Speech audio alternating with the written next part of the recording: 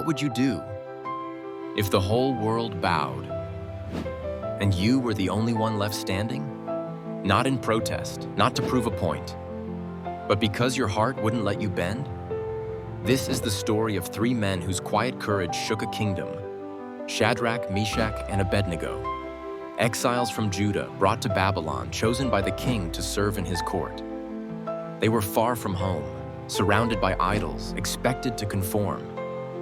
But they didn't forget who they were, or who their God was. Long before the fire, their faith was tested.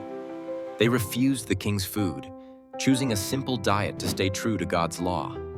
And God honored their devotion.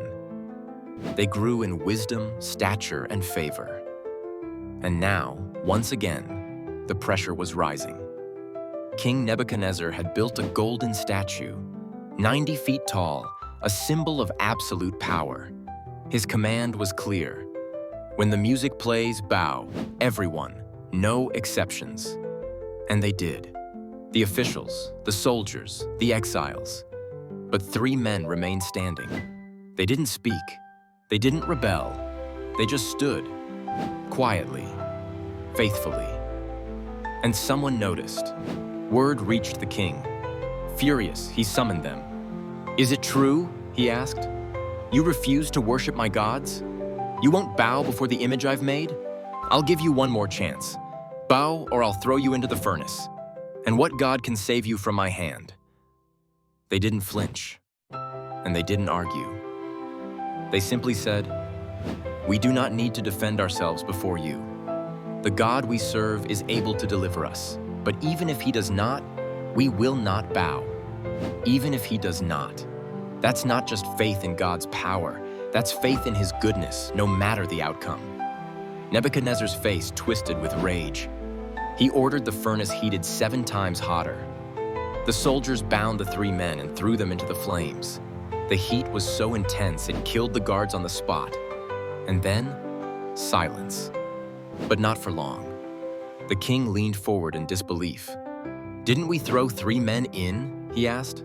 "But I see 4, walking unbound, and the 4th looks like a son of the gods." There they were, walking in the fire, not consumed, not alone.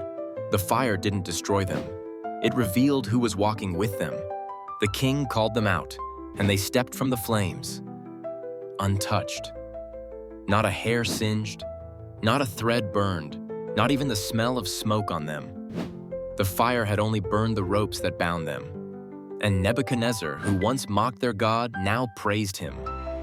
"Praise be to the God of Shadrach, Meshach, and Abednego," he declared, "who sent his angel and rescued them."